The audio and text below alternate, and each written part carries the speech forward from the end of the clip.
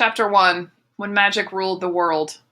My name is William Kamkwamba, and to understand the story I'm about to tell, you must first understand the country that raised me. Malawi is a tiny nation in southeastern Africa.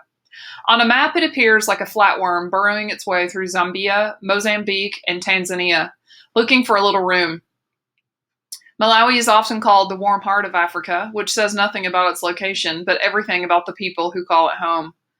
The Kamkwambas hail from the center of the country from a tiny village called Masitala, located on the outskirts of the town of Wimbi. You might be wondering what an African village looks like. Well, ours consists of about 10 houses, each one made of mud bricks and painted white. For most of my life, our roofs were made from long grasses that we picked near the swamps, or dombos, in our Chichewa language. The grasses kept us cool in the hot months, but during the cold nights of winter, the frost crept into our bones and we slept under an extra pile of blankets. Every house in Masitala belongs to my large extended family of aunts and uncles and cousins. In our house, there was me, my mother and father, and my 6 sisters, along with some goats and guinea fowl and a few chickens. When people hear I'm the only boy among 6 girls, they often say, "Hey, Bombo," which is like saying, "Hey, man, so sorry for you," and it's true. The downside to having only sisters is that I often got bullied in school since I had no older brothers to protect me, and my sisters were always messing with my things, especially my tools and inventions, giving me no privacy. Whenever I asked my parents, why do we have so many girls in the first place, I always got the same answer, because the baby store was all out of boys. But as you'll see in this story, my sisters are actually pretty great, and when you live on a farm, you need all of the help you can get. My family grew maize, which is another word for white corn. In our language, we lovingly referred to it as chimanga, and growing chimanga required all hands. Every planting season, my sisters and I would wake up before dawn to hoe the weeds, dig our careful rows, then push the seeds gently into the soft soil. When it came time to harvest, we were busy again. Most families in Malawi are farmers. We live our entire lives out in the countryside, far away from cities, where we can tend our fields and raise our animals. Where we live, there are no computers or video games, very few televisions, and for most of my life, we didn't have electricity, just oil lamps that spewed smoke and coated our lungs with soot. Farmers here have always been poor, and not many can afford an education. Seeing a doctor is also difficult, since most of us don't own cars. From the time we're born, we're given a life with very few options. Because of this poverty and lack of knowledge, Malawans found help wherever we could. Many of us turned to magic, which is how my story begins. You see, before I discovered the miracles of science, I believed that magic ruled the world. Not magician magic, like pulling rabbits out of hats or sawing ladies in half, the sort of thing you see on television. It was an invisible kind of magic, one that surrounded us like the air we breathe. In Malawi, magic came in many forms, the most common being the witch doctor, whom we called Singanga. The wizards were mysterious people. Some appeared in public, usually in the market on Sundays, sitting on blankets spread with bones, spices, and powders that claimed to cure everything from dandruff to cancer. Poor people walked many miles to visit these men, since they didn't have money for real doctors. This led to problems, especially if a person was truly sick. Take diarrhea, for example. Diarrhea is a common ailment in the countryside that comes from drinking dirty water, and if left untreated, it can lead to dehydration. Every year, too many children die from something that's easily cured by a regimen of fluids and simple antibiotics. But without money or faith in modern medicine, the villager takes his chances with the Singanga's crude diagnosis. "Oh, I know what's wrong," the wizard says. "You have a snail." "A snail? I'm almost positive. We must remove it at once." The wizard goes into his bag of roots, powders, and bones and pulls out a light bulb. "Lift up your shirt," he says. Without plugging the bulb into anything, he moves it slowly across the person's stomach as if to illuminate something only he can detect. "There it is. Can you see the snail moving?" "Oh yes, I think I can see it. Yes, there it is." The wizard returns to his bag for some magic potion, which he splashes across the belly. "All better?" he asks. "Yes. I think the snail is gone. I don't feel it moving." "Good. That will be 3,000 kwacha." For a little extra money, the Singanga can cast curses on your enemies, to deliver floods to their fields, hyenas to their chicken house, or terror and tragedy into their homes. This is what happened to me when I was 6 years old. Or at least I thought it did. I was playing in front of my house when a group of boys walked past carrying a giant sack. They worked for a nearby farmer tending his cows. That morning, as they were moving the herd from one pasture to another, they discovered the sack lying on the road. Looking inside, they saw it was filled with bubblegum. Can you imagine such a treasure? I can't begin to tell you how much I loved bubblegum. Now, as they walked past, one of them spotted me playing in a puddle. Should we give some to this boy? He asked. I didn't move or say a word. A bit of mud dripped from my hair. Hey, why not? His friend said. He looks kind of pathetic. The boy reached into his bag and produced a rainbow of gumballs, one of every color, and dropped them into my hands. By the time the boys disappeared, I'd shoved every one into my mouth. The sweet juices dribbled down my chin and stained my shirt. Little did I know, but the bubblegum belonged to a local trader who stopped by our house the next day. He told my father how the bag had dropped from his bicycle as he was leaving the market. By the time he'd circled back to look for it, the bag was gone. The people in the next village told him about a herd of boys. Now he wanted revenge. I've gone to see the Singanga, he told my father, and whoever ate that bubblegum will be sorry. Suddenly, I was terrified. I'd heard what the Singanga could do to a person. In addition to delivering a death and disease, the wizards controlled armies of witches who could kidnap me during the night and shrink me into a worm. I'd even heard about them turning children into stones, leaving them to suffer an eternity in silence. Already I could feel the Singanga watching me, plotting his evil. With my heart racing, I ran into the forest behind my house to try to escape, but it was no use. I felt the strange warmth of his magic eye shining through the trees. He had me. At any moment, I would emerge from the forest as a beetle or a trembling mouse to be eaten by the hawks. Knowing my time was short, I hurried home to where my father was plucking a pile of maize and tumbled in his lap. It was me, I shouted, tears running down my cheeks. I ate the stolen gum. I don't want to die, Papa. Please don't let them take me. My father looked at me for a second and shook his head. It was you, eh? He said, then kind of smiled. Didn't he realize I was in trouble? Well, he said, and his knees popped as he rose from his chair. My father was a big man. Don't worry, William. I'll find the trader and explain. I'm sure we can work something out. That afternoon, my father walked 5 miles to the trader's house and told him what had happened.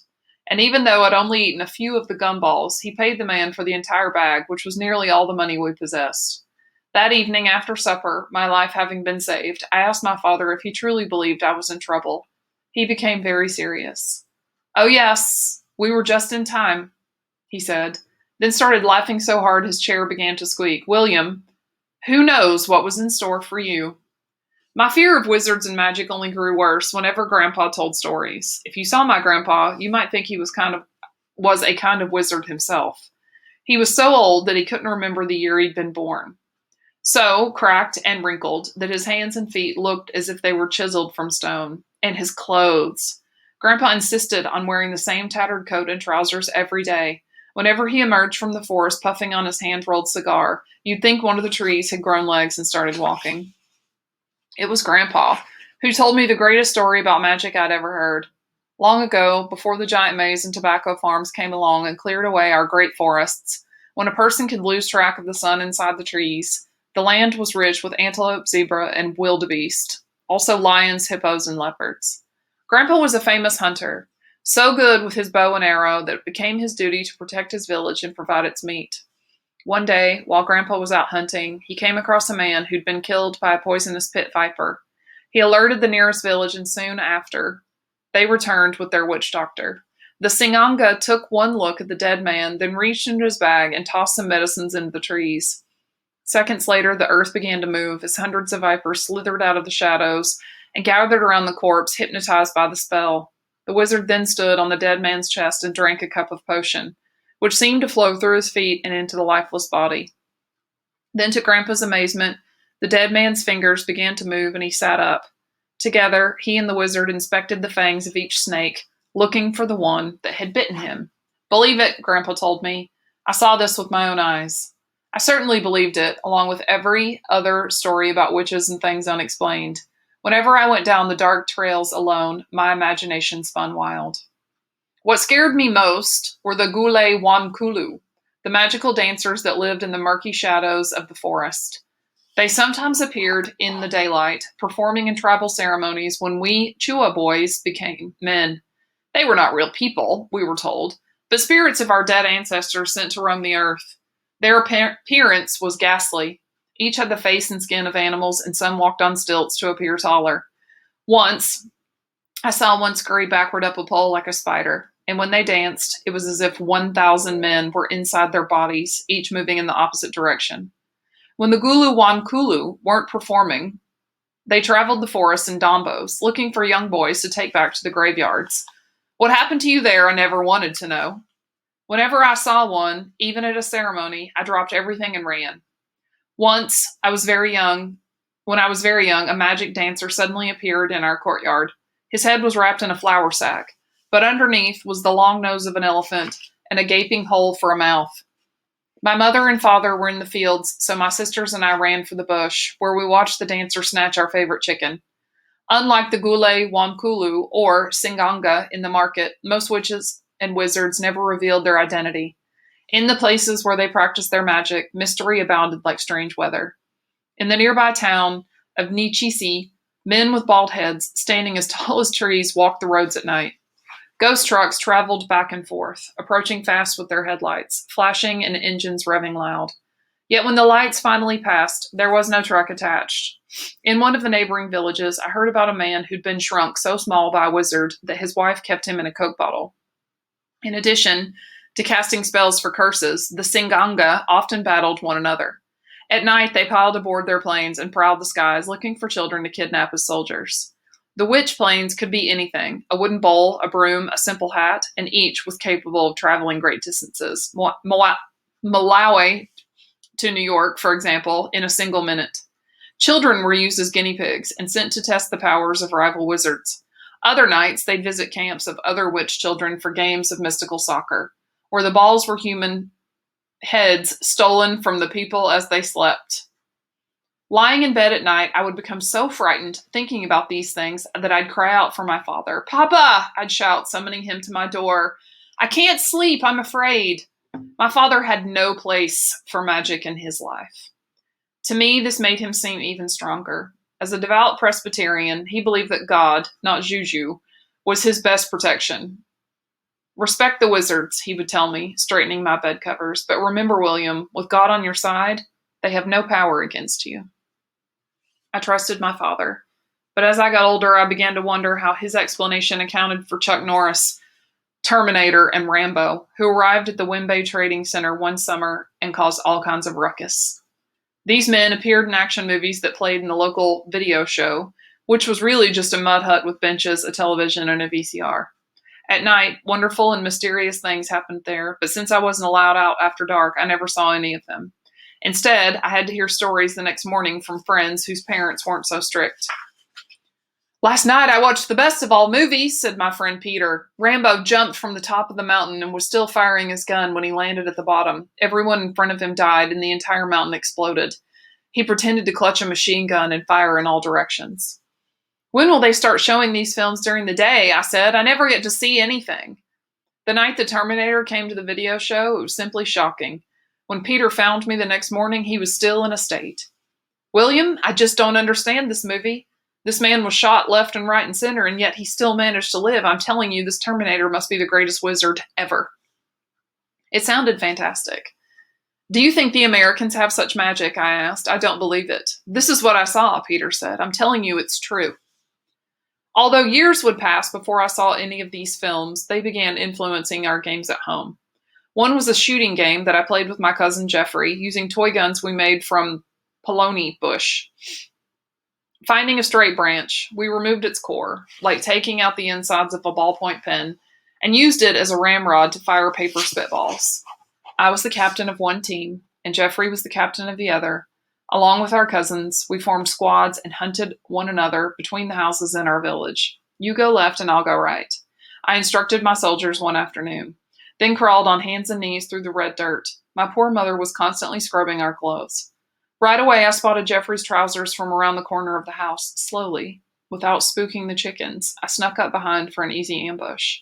"Tonga!" I shouted, then jammed the ramrod, sending a shower of slime into his face. He clutched his heart and fell to the ground. "Hey, Mayoin!" he gasped. "You got me!" We were a solid gang of three, me, Jeffrey, and our friend Gilbert. Gilbert's father was the chief of our whole Wembe district, a man whom everyone called Chief Wembe, even though his real name was Albert. When Jeffrey and I got bored with playing our games in the courtyard, we often headed to Gilbert's. Let's see how many chickens we can count, I said, taking off down the path. Going over to Gilbert's house was always fun since the chief's work was never finished. As usual, we found a long line of truck drivers, farmers, traders, and market women, all waiting to voice their concerns. As we suspected, many of them carried a chicken under their arm, a gift for their chief. I counted 10, Jeffrey whispered. Yeah, I said. Must be lots of problems today. The chief's messenger and bodyguard, Mr. Ngwata, stood at the door in his short pants and army boots, dressed as a police officer. It was Mr. Ngwata's job to protect the chief and filter all of his visitors. He was also the chicken collector. Come home, he said, and motioned us inside. The chief sat on the sofa in the living room, dressed in a crisp shirt and nice trousers. Chiefs usually dress like business people, never in feathers and animal skins. That's in the movies. Another thing about Chief Wembe was that he loved his cat, which was black and white but had no name. In Malawi, only dogs are given names. I don't know why. We found Gilbert in his room singing to the radio. Gilbert had the most beautiful voice and dreamed of becoming a famous singer. My voice sounded like one of the guinea fowl that screeched in our trees as it pooped, but I never let that stop me from singing. Gilbert, bo, bo, sharp, sharp. That was our slang we used every time we saw one another. The word bo was short for bonjour, started by some chaps who were learning French in school and wanting to show off. It means hello in that language. I don't know where sharp came from, but it was like saying, are you cool? If we were feeling really good, we went a bit further. Sure, sure. Fit, fit, ayy. Let's go to the training center, I said. I bet there's a mountain of treasure outside Ofesi. Ofesi Boozing Center was the local bar in Wembe. Its most popular drink was Shake Shake, a kind of beer made from corn that was sold in cardboard cartons. I wasn't allowed inside Ofesi, but I'm guessing they didn't have a garbage can, because every night the men tossed their empty cartons into the road. Gilbert, Jeffrey, and I liked to collect them. After we washed the cartons out with water, they made the perfect toy trucks. Even though we lived in a small village in Africa, we did many of the same things kids do all over the world. We just used different materials. After talking with friends I met in America, I know this is true. Children everywhere have similar ways of playing with one another. And if you look at it this way, the world isn't such a big place. My friends and I loved trucks. It didn't matter what kind. We loved the 4-ton dump trucks that rumbled out of big farms, kicking up dust. We loved the small pickups that took passengers from Wembe to Kasungu, the nearest city. We loved them all, and each week we'd compete to see who could build the best one. I know that in America, you can buy toy trucks already assembled in a store. In Malawi, we built ours from Shake Shake cartons and pieces of wire. To us, they were just as beautiful. The axles were sections of wire we bought by picking mangoes, and for the wheels, we used bottle caps. Even better were the plastic caps from our mother's containers of cooking oil, which lasted much longer. And if we took our father's razor blades, we could cut designs in the wheels to give each truck its own unique treading. That way, the tracks in the dirt told us if the truck belonged to Kankwamba Toyota, for instance, or to Gilbert Company Limited. We also built our own monster wagons called Shigiri-giri that looked like American go-karts. We made the frames from thick tree branches, careful to find ones with giant knots or a fork that could be used as a seat. We then dug up large tuber roots called kambu that looked like mutant sweet potatoes and shaped them into wheels. The axles were poles carved from a blue gum tree. After everything was assembled, we tied it all together with vines and hoped it didn't fall apart. To make the car move, one person pulled with a long rope while the driver steered with his feet. With 2 cars side by side, we held derbies through the trading center. Let's race. For sure. Last one to reach the barber shop will go blind. Go! After the race, if we had some money in our pockets, we'd stop by Mr. Bonda's shop for a cold bottle of Fanta and some dandy sweets. Mr. Bonda ran the Malawian version of a convenience store. On his shelves were packages of margarine and powdered milk, since most people didn't have refrigerators at home to keep milk cold. He also sold aspirin, cough drops, lotions, bars of Lifebuoy soap, and on the very bottom shelf, Drew's liver salts. I had no idea what liver salts were used for, but I'm certain they tasted rotten. Whenever we entered, Mr. Bonda greeted us in our usual Malawian custom. Muli Bwanji, he said. How are you? Nadiri bueno, kaya inu, we answered. I'm fine. How about you? Nadiri bueno, zikomo. I'm fine. Thanks for asking. After that, it was more of the same stuff. You boys keeping out of trouble? Yeah. Helping your mother and father at home? Yeah. Well, give them my greetings, for sure. If we were really hungry, we combined our money and headed to the Kanyenya stand, which was like a Malawian fast food restaurant. It was really just a vat of boiling grease over a fire, but the fried goat meat and potatoes they served were heavenly. The man tending the fire would grunt and say, "How much?" And we would answer 5 kwacha, or however much money we had. 5 kwacha was less than $1 American. The man turned around and cut a few chunks of meat from a goat hanging from a rail. He dropped the meat into the boiling oil, followed by a handful of sliced potatoes. When everything floated to the top, he served it on a wooden counter along with a pile of salt for dipping. Your mother is a good cook, Gilbert told me once, but not as good as this. Yeah. My parents wanted me home before dark, but that was my favorite time of day anyway. It was when my father and Uncle John, Jeffrey's father, finished their work in the maize fields and came home for supper. In the kitchen, my older sister Annie helped my mother prepare the food. Since we had no electricity, we still cooked everything over a fire. As Annie fed sticks into the flames, my mother stirred a pot of something delicious, letting the smells escape into the courtyard. Since I was a growing boy, it was hard for me to wait, even if I'd just eaten kenyanya in the trading center. With my stomach growling, I'd stand in the doorway begging. Just a few more minutes, my mother would say. By the time you wash your hands and face, it will be ready. Usually before supper, my cousins gathered in the courtyard and played soccer. Since we had no money for a real ball, we made our own using plastic shopping bags that we called jumbos, wadded together and tied with rope. They didn't have the same kind of bounce as a real soccer ball, but they still allowed us to play. All across Africa, children used the same jumbo balls. If it was a rainy season, when the mangoes were ripe, we filled our pails from the neighbors' trees and ate them for dessert. We bit into the juicy fruit and let the sweet syrup run down our fingers. If there wasn't any moonlight for playing soccer, my father gathered all the children, cousins and all, in the living room, lit a kerosene lamp, and told us folk tales. Be still and hush up, he would say. Now I have told you the story about the leopard and have I told you the story about the leopard and the lion? Tell it again, Papa. Sometimes my father forgot the stories and made up new ones as he went along, creating new characters and outrageous endings. And while we loved hearing these tales, the truth was that real life was sometimes difficult to distinguish from fantasy. During the times of year when we planted and harvested our maize, 2 jobs that required lots of work, my father and Uncle John hired someone to help them. The most famous of these workers was Mr. Feary, a man of incredible power.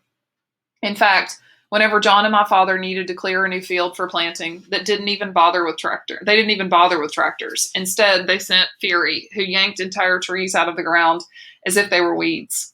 Everyone knew that Feary's secret was Mangalamera, a kind of magic that delivered superhuman strength. Only the strongest wizards in Malawi could give you this potion, which came in a paste made from bones of leopards and lions. To get the strength, the wizard cut your skin with special razor blades and rubbed the medicine into your blood. Once part of you, it never left. In fact, the magic only became stronger with time. Only the toughest men like Feary could live with it inside them. Feary was so strong that no person or animal could beat him. Once, while working in the fields, a deadly black mamba slithered over his foot and prepared to strike. But Feary wasn't afraid. He reached down and whipped the mamba with a blade of grass, leaving it paralyzed. Then he grabbed it by the head and tossed it all the way to Mozambique. People said he carried another mamba in his pocket for good luck, and that snake was too afraid to bite him. By the time I was 8 or 9 years old, the thought of Mangalamera seemed more and more attractive.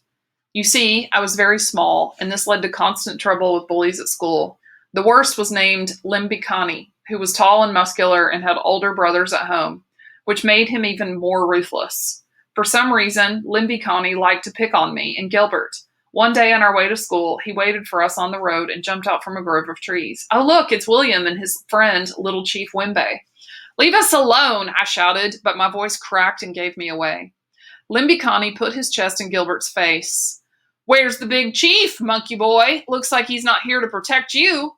He grabbed the backs of our shirts and dangled us in the air like 2 sad puppies. Then he stole our lunch. This happened again and again.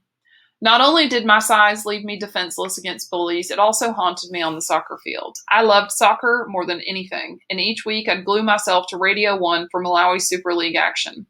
My favorite team was the Nomads, whose star player was Bob the Savior Minpinjira. The Savior got his nickname one Christmas Eve when he saved us from defeat against Big Bullets, and I can't tell you how much I hated Big Bullets.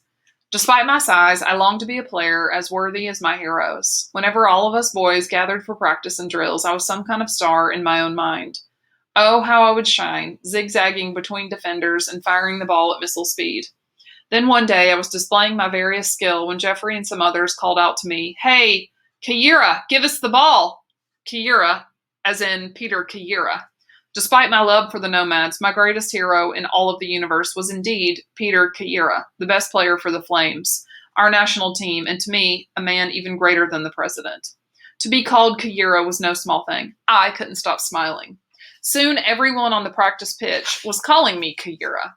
Even when I went to the trading center, I was greeted with shouts and praise. "Hey, Kayira, I heard you play like a lion." But when it was time to pick the teams for competition, the captains somehow skipped over me. Thinking this was a serious mistake on their part, I pointed it out, only to be told to sit on the bench. How could this be? Well, I thought the captains are clever fellows. Perhaps they're saving me from injury, keeping me as a secret weapon for the finals. This made me feel even more special. But while I sat on the sidelines, the other players ran past me and yelled, "Keep the bench warm, Kayira, or Kayira will be needing you soon as the bolela." A bolela was a ball fetcher. That's when I realized it had all been a joke. I was called Kayira, not because of my ferocious skills, but because I was a lousy player. The following summer, I decided to do something about it.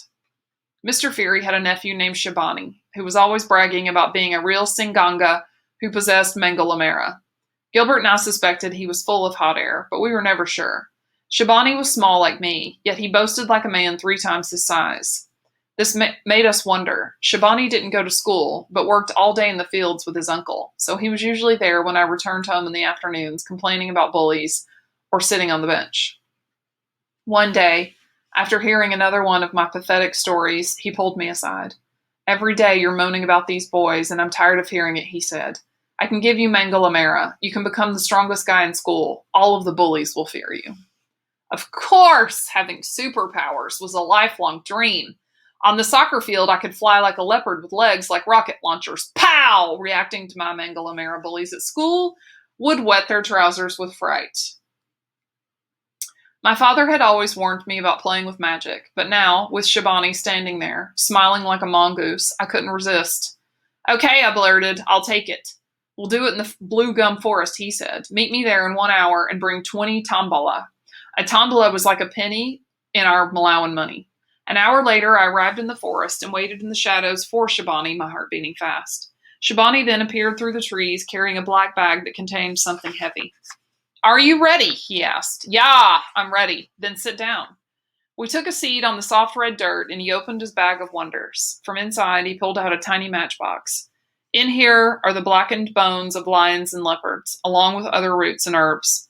He fished out another package filled with strange dust, which he mixed with the ashes. "These other materials are extremely rare, found only on the bottom of the ocean." "So how did you get them?" I asked. "Look, boy," he snapped, "I'm not some ordinary person. I got them from the bottom of the ocean. I stayed down there for 3 whole days. If I wanted to, I could turn every person in your stupid village into an ant. So don't play with me, Bombo. If you want this kind of power, it will cost you lots of money. What I'm giving you is only a small taste." I didn't even see him pull out his magic razor. Before I knew it, he grabbed my hand and cut into my knuckles. "Ah!" I screamed. "Be still and don't cry," he said. "If you cry, it won't work." "I'm not crying." My knuckles brightened with blood. For each one, Shabani pinched a little powder and rubbed it into the cuts. The medicine stung like 100 bees. Once he finished both hands, I exhaled with relief. "See, I didn't cry," I said, panting. I'd been holding my breath. "Do you think it will work?" "Oh yeah, it will work." "When?" I asked. "When will I have my power?"